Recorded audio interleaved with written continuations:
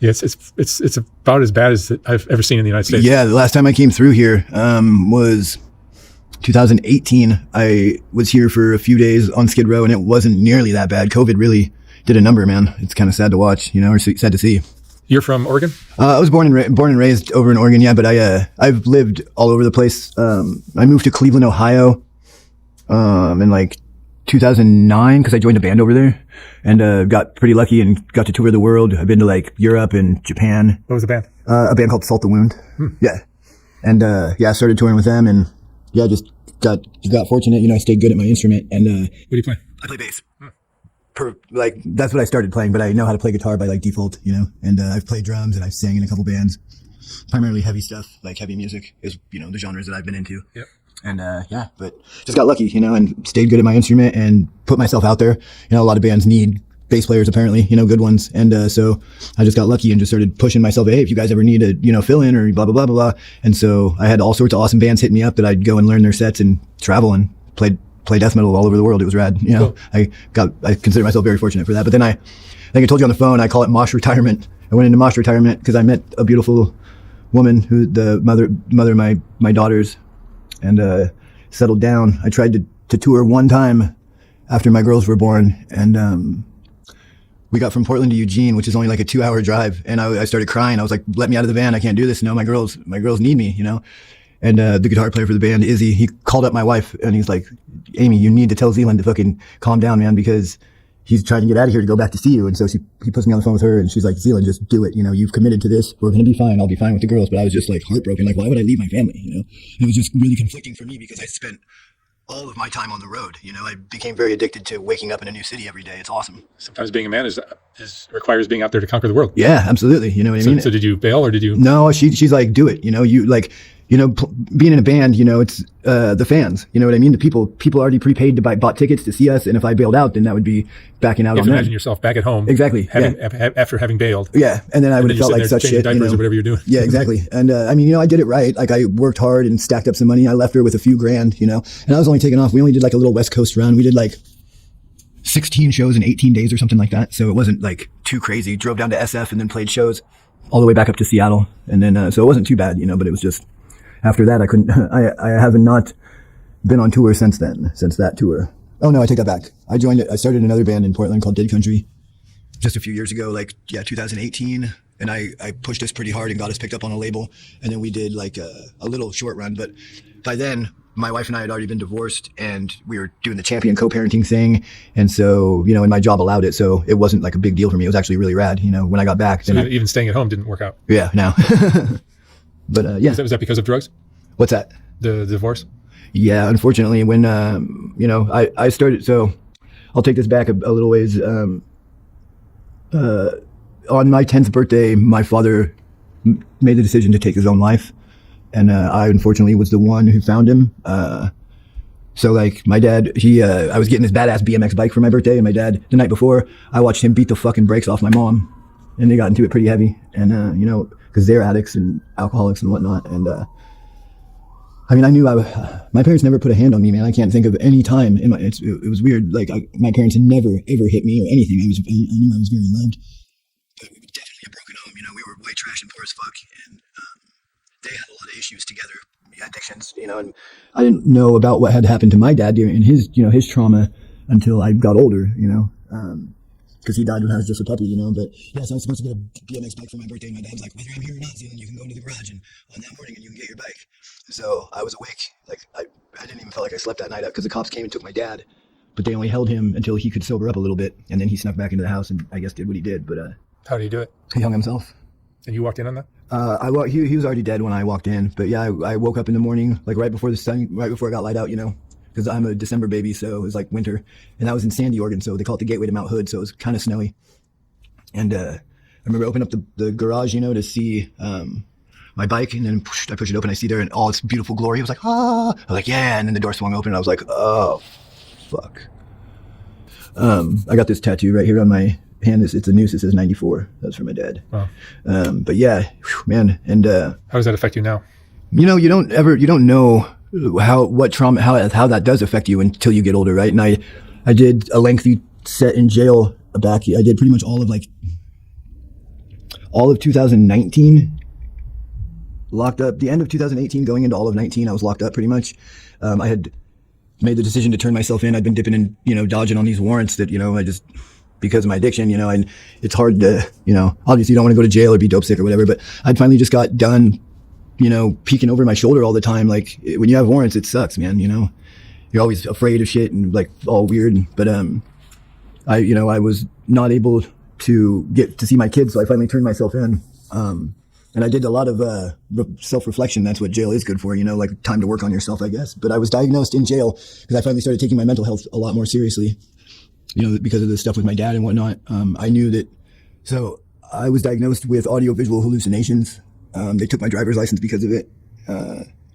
And I was diagnosed with PTSD and severe anxiety. My anxiety cripples me sometimes. It's hard to do anything. That's why I smoke weed a lot because of that. But yeah, so after my dad died, I self-medicated. I remember, 2 days after my dad died, so my dad died, right? I found him. I had to go wake my mom up, and I was like, hey mom, dad's in the garage, he's fucking dead. I probably didn't say fuck at the time, but and she's like, what are you talking about, Zelen? Go back to sleep. I'm like, no, this is real. Like, please wake up, mom, dad's out there and he's dead. And she's like, what? And I had to because my mom was all beat up. And took her out there, and she, man, if there's one thing that hurts me about that whole day and that whole situation, it's just seeing what it did to my mom, because I don't know, I just don't feel like she deserved that to be dealt that hand. But yeah, I lifted up his legs while she cut him down, and because he hung himself, he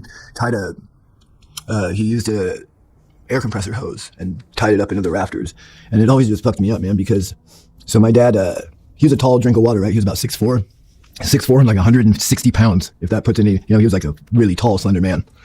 And he tied it way up into the attic. When I found him, his knuckles were dragging on the ground. And so he didn't hop off of nothing. It wasn't like you see it in the movies or anything. He sank down into it, right? So he could have stood up at any time, right? So that means he wanted it.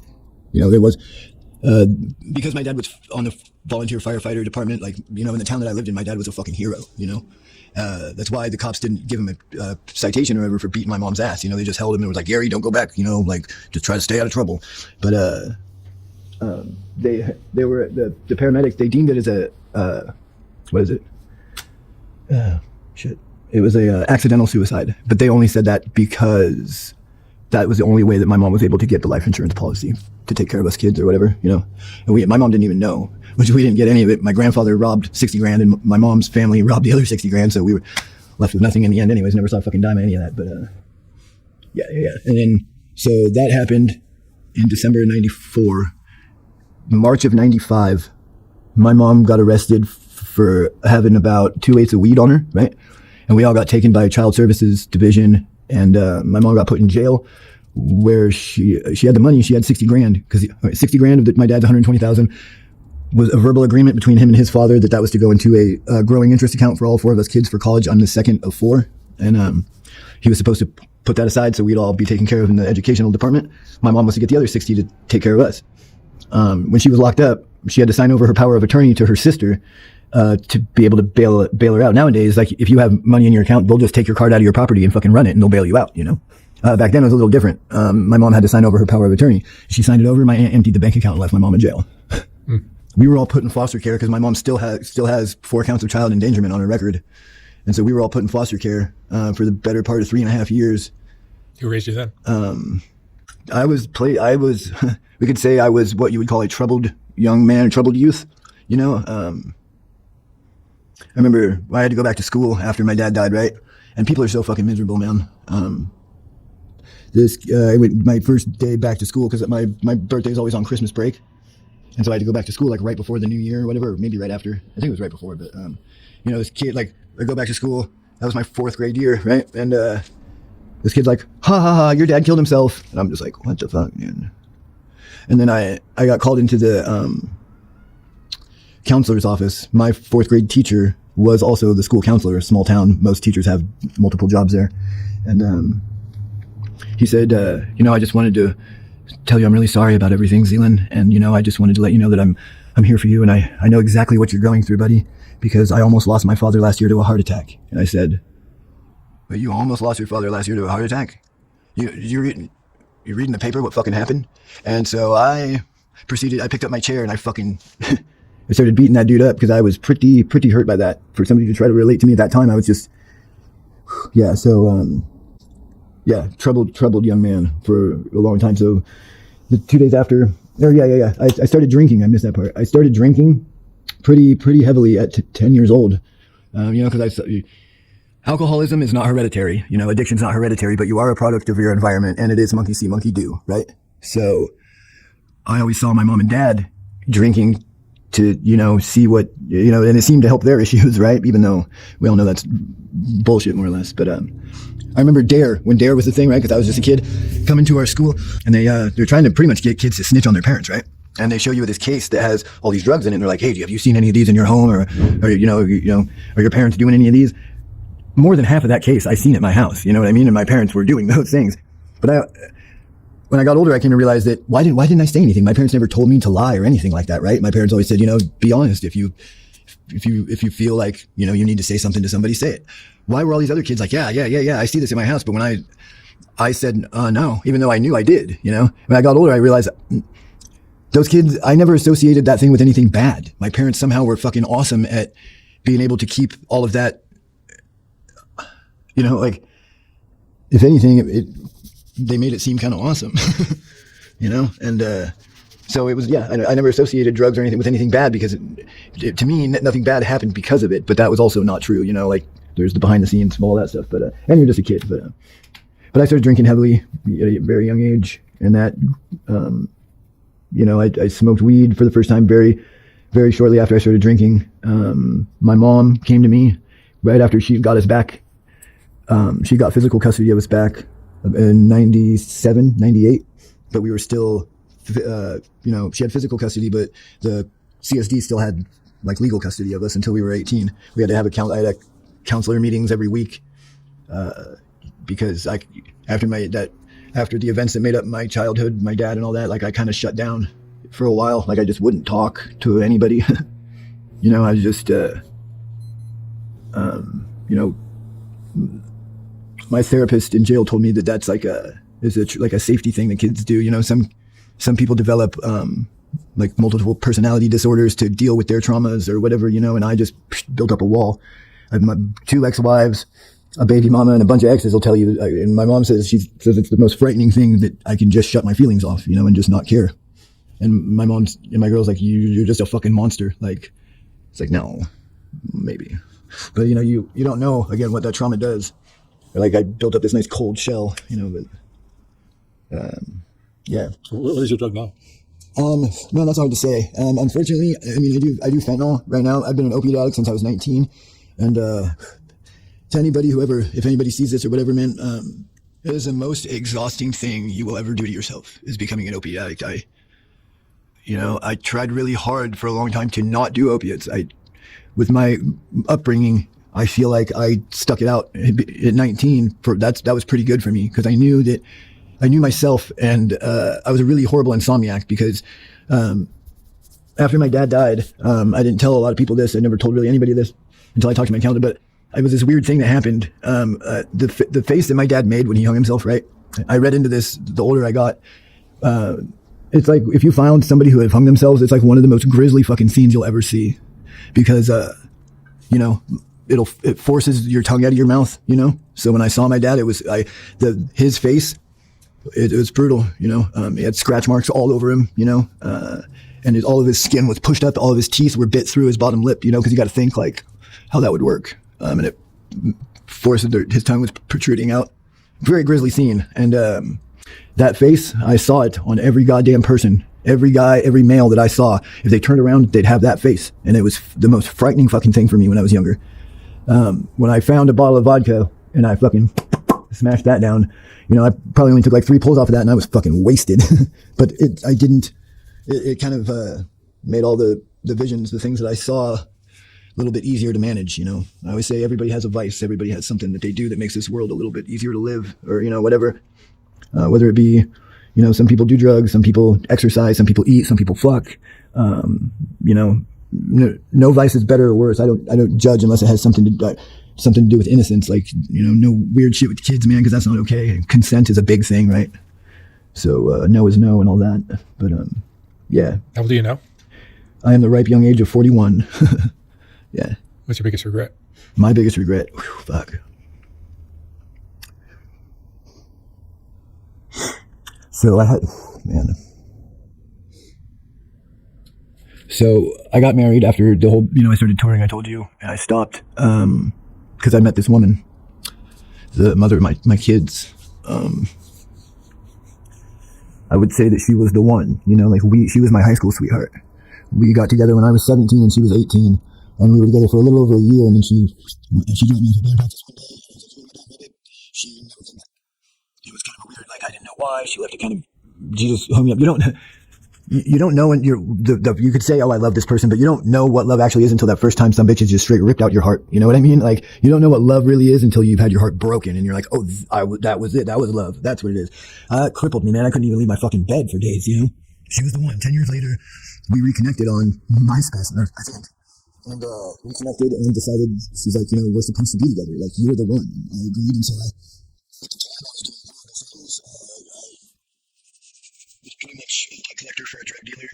So I was just going around shaking people's pockets out for money to help them go out. Just not giving a fuck and doing stupid shit. Pretty much just shutting my feelings off and whatever. And she's like, you need to, whatever you're fucking doing, you need to stop because this isn't working for you, because I was a fucking wreck. And so I went back to the Oregon coast, and a friend of mine got me a hotel room and locked me in it for about 10 days where I sweated it out. Literally, there was a yellow stain of me on the bed. All the toxins that came out of my body was fucking crazy. And, my problem drugs being opiates and I guess meth, but that just kind of by default, it just kind of, it keeps you up. Yeah, I guess. But most of the time when I smoke meth, I'm like, why the fuck do I even do this, dude? Like, it literally, I feel like a cup of coffee works better these days, for me, I don't know. And most addicts, I'm sure the two kind of come hand in hand for some reason. I guess, yeah, because one brings you down, one wakes you up. I just feel like my body's always fighting, but, yeah. So I stopped doing what she called my problem drugs, right? Meth and heroin. If I did those, it was a no-go. We couldn't be together. So I stopped. Every great once in a while, it doesn't mean I stopped using, because we were pretty much I became an even bigger alcoholic because that's what her thing was, right? She liked to drink. To this day, she still drinks a fucking box of wine every night to go to bed, I quit drinking quite some time ago because somehow I learned moderation with that, but still having trouble with the other things. But so my regret, sorry, I digress. We got married, had two beautiful daughters. My first daughter is Lydia Joy. I got her name tattooed right here. My ex-wife had a 3-year-old when we got together. Her name's Raina Bella. I have it tattooed right there. She's not my biological daughter, but she calls me dad, or she did. The day my daughter was born, I held my daughter, buddy.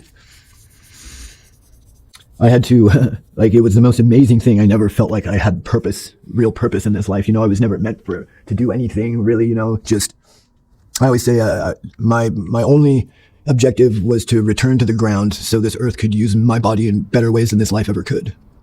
But when I held my baby girl, I had real fucking, holy shit, this is what I'm supposed to do. Just be here for my baby and whatever she needs, make sure I'm there, My kids became everything to me. I got these tattoos on Father's Day. They say dad life with a little baby bottle. We had our second daughter, Sophia Lynn. And this was in Portland. Portland, the neighborhood we were in at this time, this was in 2015, was a little rough. Remember when I took Raina Bella out for her first day of school? She's like, "Daddy, why is there a person drawn on, with chalk on the ground?" I was like, they're sidewalk angels, sweetheart. They're making sidewalk angels. You know what I mean? The fuck am I supposed to tell her, man, that some dude got stabbed out here last night? No. So it was pretty rough. So we decided to move our family back to the Oregon coast where Amy and I had met.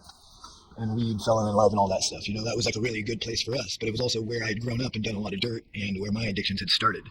And I was trying to stay clean, obviously, at the time. I remember telling my wife, I was like, I don't know if that's going to be a good plan for me because I know everybody there and everybody there, in small towns, that's all people do is get high, because there ain't shit else to do.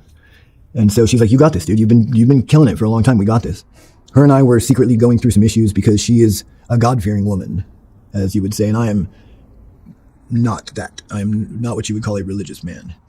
And but she would beat me. She'd get all drunk and be like, "You're so stupid because you don't fucking believe in God." So we had this weird thing because of her religious views, I guess. It never bothered me, but it really bothered her.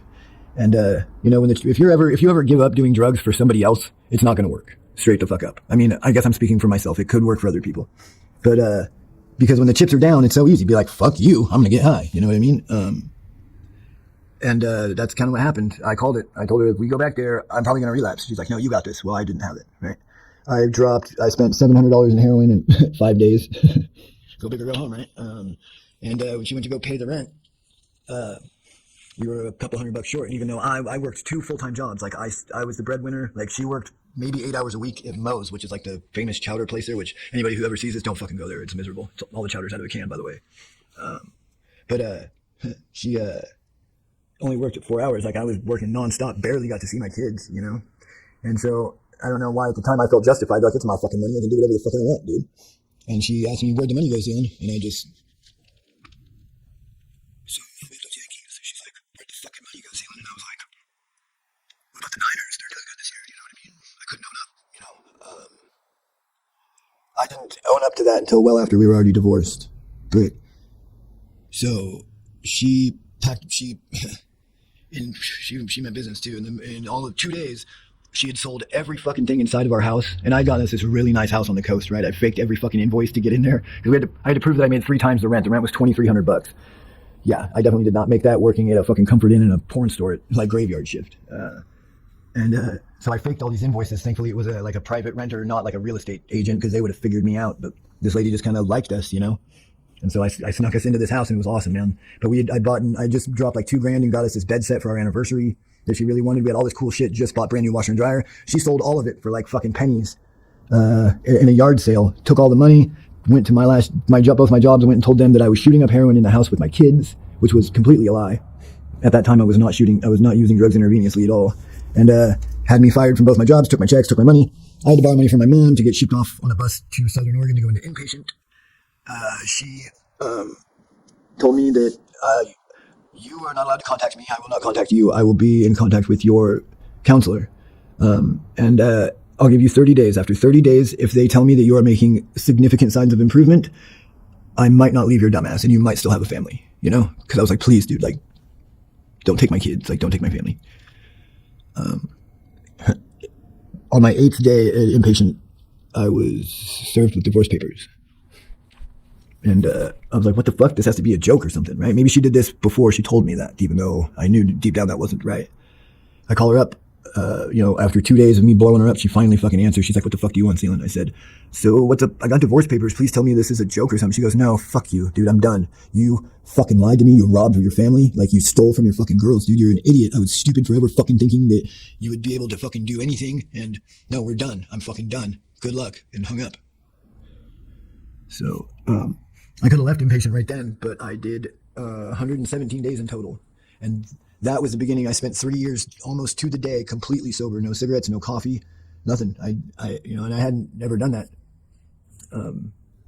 which was huge for me. I did the thing that not only I thought I could probably never do, but damn near everybody else who knew me, there's no fucking way Zelen could ever get sober. Well, I did it. I didn't do it for anybody else but me. That's how it worked. That's how that was able to work for me. But after I got sober, I had earned supervised visits back, moved back up to Portland from Southern Oregon, where my ex and my kids were, my soon-to-be ex-wife. And I was doing supervised visits, right, because she got some restraining order on me for a bunch of shit that never happened. Had it sent to an address that she knew I wasn't at, because you only have 30 days to contest a restraining order, and I could have proven all of it wrong, but I didn't find out there was a restraining order until day 31. That's my luck. So I had to have supervised visits with my girls for a whole year because of the restraining order. And but after we were after the restraining order, she couldn't do anything, so we got divorced. We carpooled to our own divorce together, because I was like, I don't have a ride. She's like, well, you're not gonna be fucking late, dude. I'll pick you up. Like, that's how we were at that time, like we were really awesome about making sure that it wasn't about us. It was about what was best for our girls. And one day I remember, because I used to take my girls and my ex out every week. Every time I got paid, I'd get paid every Thursday, which was awesome. I'm a line cook. That's what I do when I'm able to hold down a job. Is I cook. I love cooking. I'd always take my girls and my ex out to dinner someplace, so they're choosing, because my girls are gonna pick who they pick. My girls are going to pick their partners. How they see me treat a woman or their mom is how they think how a man treats a woman, right? Like they're going to look to me for all of that, you know? So it was always very important for me to be extra nice to Amy in front of the girls, you know? Like no matter what, I never raised my voice. Yes, ma'am. No, ma'am. Anything that she wanted, I would do it, you know?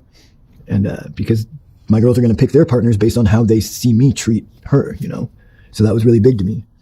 And I said, one day we were all out for ice cream, and I said, hey, Amy, I spent all that money on heroin, and I'm really sorry because you didn't deserve that at all. I didn't mean to rob from you or the girls or take from us, you know, our family.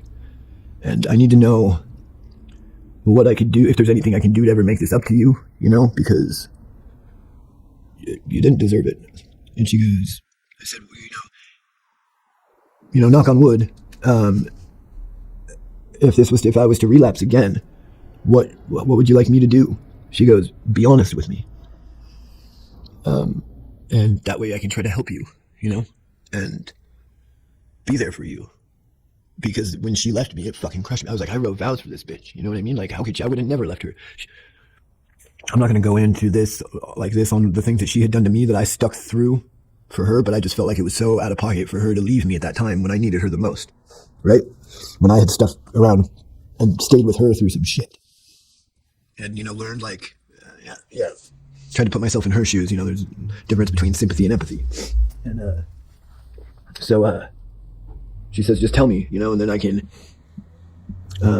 help you. So fast forward about 2 years, right? Because I was about a year into me being clean. I had already met another young woman, and who was fucking incredible. She was put together in all the ways I'm not put together, right? Like she had money in the bank, fucking awesome credit, which my credit's like a 680 right now, and that's like the best it's ever been. So good job, Zelen. But yeah, she was 10 years younger than me. And she grew up in the same town I grew up in on the coast, and so we knew each other. And when I moved back up to Oregon in an Oxford house and was killing it, got a baller ass job cooking and stacking up money, you know, I was working out, looking good, feeling good, had this banging ass fucking super attractive young lady at my side, and we decided to have my baby boy, Dante. And Hannah and I were together for about 2.5 years, I think, right? The second our son was born, a lot of things changed. She decided to not go back to work for whatever reason and kind of just sprung it on me that I was going to be working 2 jobs for quite some time. And I was so burnt out, man. So burnt out. You know, and I knew that I was about this close from relapsing just because, you know, like I was just that burnt out. And I don't know what it is about opiates, but they it's probably some sort of chemical imbalance, I would imagine. But the opiates seem to keep me up and keep me going. And the downer or the uppers seem to like fucking make me go to sleep. It's weird. I've done a shot of fucking meth and just went right to sleep. Then I do a shot of heroin and I'm like, what's up? Let's do this, you know? And I could just feel it, you know, and I was trying really hard to not go that route, you know, and I'm sorry for that, Hannah. But yeah, like she hit me while I was holding my baby boy one day. And I like closed fist fucking got me because we were arguing. I was like, you sound like a fucking crazy person right now. Do you hear yourself? She's like, crazy? Boom. And I was holding my son, right? And I tucked him in, gave him a little kiss, wiped the blood off my nose, grabbed all my shit, left. Never went back. Threw that bitch away like a parking ticket. But I relapsed not long after I left Hannah. Sometimes I think, man, maybe I should have stuck that one out but I relapsed. I got down after I left Hannah. I moved back into a sober living because I felt myself like starting to slip. I was starting to get really down on myself. I just lost my girl. You know, there were some events that happened. This chick that I dated for a minute tried to say, because we did some webcam work, right? Like we kind of fucked on camera for some money. And she tried telling people when we went our separate ways, she tried telling people that like I had drugged her and that all the videos were non-consensual, when really anybody just had to watch the video, and the videos were of her like beating the shit out of me and then sucking my dick. So it was like, anybody who wants to, like, if I want to just, you know, prove my innocence, just watch the fucking video. So it's kind of funny, but she tried to ruin my life, which kind of worked for her in a minute because, you know, at that time Hannah was all pissed off at me, took my kid, so all my exes jumped on this bandwagon of me being some fucking abuser, which I'm not. Like, I know that my mom raised me to be a little bit better of a dude than that. Yeah, which it didn't work out for her in the end. It kind of fucking set me back a little bit, but, you know, I powered through it. But I relapsed because I had gotten down on myself, right? And that whole thing with the abuser thing was going on, and I just felt really shitty. For whatever reason, I left the sober living house one night, and I went and shoulder tapped at a plaid pantry for about 2 hours before somebody finally sold me a dime bag of heroin, right? and I went behind the plant pantry and I smoked it. Like 3 hits and it was gone, and I wasn't high. And I was not high at all. All I felt was every one of my failures times 10, you know? When you relapse after having a good chunk of time clean, and you do it and you don't even get high, you're like, what the fuck did I just do? I just shit 3 years of sobriety down the toilet for what?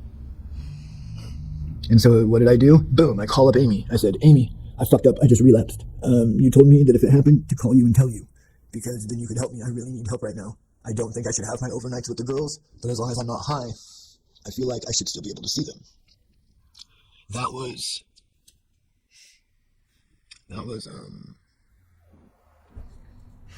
March of 2018. I have not seen my girls since that day.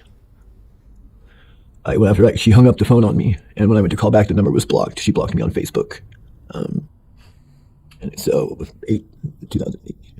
I haven't seen my girls in, what's that, like 8 years? My biggest regret is not the fact that I relapsed. Thank you. Not the fact that I relapsed, but the fact that I was honest with her, you know? So don't think that my regret was relapsing, because I learned, if I hadn't relapsed, I wouldn't have learned all of that about myself. And I realized I did deserve to lose my wife, but I did not deserve to lose my kids. My wife told me, she said, you are the most amazing father, probably the best father I've ever seen or known, but sometimes you're just a really shitty husband. I said, I'm going to take that as a win, right? That's still a win for me. And my biggest regret was being honest with her, like she told me to be, right? I did it. Fuck yeah. I did the thing that I didn't do last time, right? And where did that get me? I've been using since. Now you're on Skid Row? Yeah. What made you come down here? Oh, buddy. Should I be real about this? Sure. I stole a car and I drove it to Tijuana because I was going to make some money off of it. I drove a stolen car all the way from Portland to Tijuana, allegedly. And then I got fucked. I put my trust into somebody that I only knew over the phone. Right? Bring me this car, bro, and I'll put you to work. I just want to make some money, so I can try to set myself up, because I want to get clean and I want to get my fucking kids back, right? Because I'm just not me without them. All this shit that I'm doing, and it's just not me. It's not who I am. I'm a good dad. I want to be a dad. I miss my girls. So yeah, Skid Row. I identify with Skid Row. You know, all these people. I just sit out there and I see them all, man, and so many people from so many different walks of life. You know, I feel like everybody looks at me like they think I'm a fucking cop or something, just because I definitely stick out like a sore thumb down there. You know what I mean? People are like, I can tell you're not from around here. And I'm just like, why the fuck? I don't get it. What is it about me that's different? But whatever, because I feel like we're not that different. Probably in felonies and heartbreak and all that, right? But what do you think people don't understand about? I don't know. Yeah, well, because like about addiction and all that. Well, I mean, I think that's probably the only reason that people actually like fuck with me, you know, on Skid Row, like, because I'm a new guy, right? People are skeptical of seeing. But listening to your story, it's very clear that drugs have ruined your life. Oh yeah, fuck yeah, they have, absolutely, in every way. And it's because it's not, blaming the drugs is like blaming the fork for making you fat. You know? It's right. Me. I did all this. I make my own choices. But what do you think people don't understand? Because they want to blame the drugs. Quit the drugs and your life is better, but it's much deeper than that. It does go a lot deeper. You don't want your dad hanging in his garage. You need to. Mental health. Mental health is very important to me, because I come to learn that my dad had been horribly abused and raped damn near his entire childhood in a church that his family ran. So it happened. All this horrible shit happened to him by his own family. Do you think you somehow inherit?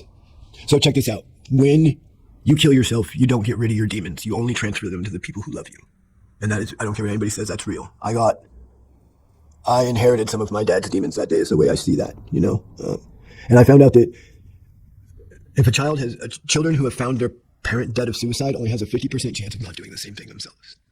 When I heard that fucked me up, man. Because my kids, you know, I don't ever want anybody to have to feel the way that I felt about that. You know, like I don't want my girls fucking me up. So yeah, that's a big gun. After doing 11,000 of these talks, I've learned so clearly that the apple only falls so far from the tree. Like I said, addiction is not hereditary. But it is 150%. You are a product of your environment. Absolutely. Like I said, the whole DARE thing, right? I didn't associate with anything bad because my parents never did bad Yeah, but shit. I've also seen people who are adopted into totally different families. Yeah. Who just, the family is straight as an arrow. Everyone's clean, going to college. Everyone's perfect A student. And that one adopted kid is a train wreck. Yeah. Because they came from A broken home. that they never met those parents. Yep. That's crazy, huh? So that's why I think it's almost sometimes genetic. Yeah. You would think that, but It's both, of course. yeah. And I live with my mom right now. I live in like a house up in Portland. The situation's crazy, man. My mom's a pretty hard addict, but she's all I got. My siblings, they love me. We don't really talk when I'm using. My baby sister just celebrated 11 years of sobriety, and I'm so fucking proud of her, man. She's allowed to see my girls. She told me that Lydia and Sophia love me and miss me, that they're very worried about me. But I like my oldest is like damn near becoming a woman now. Okay, maybe not, because she's only like 10 or 11, but I haven't seen her since she was 5. No, well, shit, I'm losing time. 8 years. If last time I saw her was 5, and she is like 13. Fuck. I used to write them every day. But yeah, no. What are you afraid of now? That they're not going to remember me. But they do. I was told by my sister, because I've been working really hard on just trying to stay honest, and you seem like an intelligent, solid citizen who wants to do the right thing. Yeah. I mean, stopping the drugs is not going to be an option here. Yeah, but it's just like It was for your sister. Yeah, well, I mean, so my sister, I hate to say, as much as I say you can't do it for somebody else, like, if Amy would have helped me when she said she would have, I would not. I can honestly say, if she would have tried to help me, I don't think I would have continued to use, because when you feel like you have nothing, you feel like you have nothing to lose, right? But that's not the case. But that's how you feel. And when I lost my kids, like, I've tried so hard to get them back. Like I paid because I have court-ordered parenting time with my children. Like, my ex is just withholding them from that. Parental alienation is not illegal, but it's very much looked down upon. Like, if I was ever actually able to get Amy in court, so I have to pay $300 to file this paperwork that enforces my parenting time, right? Well, I paid it, and then Amy responded back that I was an immediate threat. Nobody had contacted me to tell me that she had responded, and you only have 30 days to contest. She kind of uses me against myself in that way, that like, I'm not going to, I filled out all the paperwork, and then for a second time I went to turn it in knowing that I had active warrants, right? An attorney calls me up and she's like, Zelen, what the fuck are you doing? I said, what do you mean? I should be able to see my fucking girls. So you have warrants out, you know that, right? I was like, well, yeah. So what's going to happen? You're going to go to court to try to get your kids back. They're going to fucking arrest you. Oh, shit. Yeah. Probably should have thought that one through a little bit better, because that would have been embarrassing. That would not make me look like a good parent at all, So, unfortunately, I swear she fucking banks on it. I like start to do good. I start to feel good about myself. I'll try to stay clean I'll get like a few months under my belt, and then something will happen, and I'm just like, yeah, fuck it. I'm not like I'm going to be able to fucking get my kids back anyway, so let's go get high. You can't allow yourself to be a victim. Yeah. To see yourself as a victim. Yeah. Play the victim and you will become the victim, right? Yeah. But, Zelen, let me ask you one last question. What would you say is the most important lesson you've learned in all of this?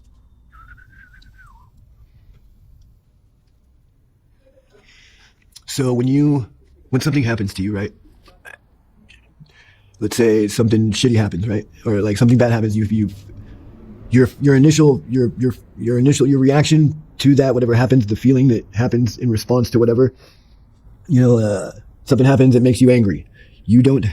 I don't have control of that. That initial feeling, I don't get to control how that makes me feel. Like, I don't get to control that, right? I don't get to choose how that's making me feel. But the only thing that I feel I do have control over in my entire life, probably the one thing I actually have control over, is how I choose to respond to that feeling.